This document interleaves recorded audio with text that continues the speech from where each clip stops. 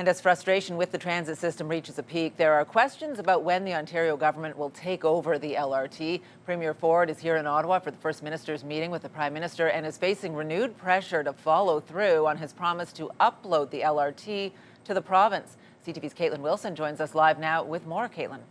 Yeah, Patricia, there is still no clear timeline for when this will happen, even as the city faces a multi-million-dollar gap in its transit budget. It's a promise the Progressive Conservatives made during the election campaign, but nearly a year later, there is still no agreement and no clear steps on what happens next.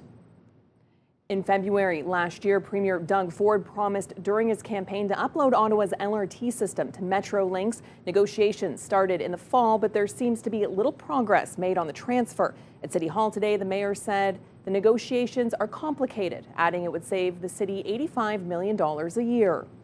This is a game changer for the residents of Ottawa and for public transit in our city. We've had multiple conversations with them recently about moving this forward, and I can't give a timeline at this point, but there's a willingness on both sides to make progress on this in the near future.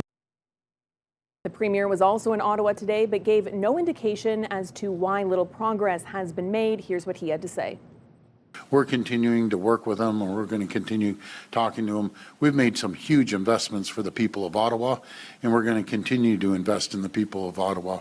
I think the last deal was about $700 million, uploading a highway and giving them quite a few other things that they need. And we'll be there to support them on the LRT as well. The city needs this deal to address its nearly $50 million gap in its transit budget, and officials say they've been hoping senior levels of government would step in. The mayor says he's hoping to meet with the province soon to try and move those talks forward.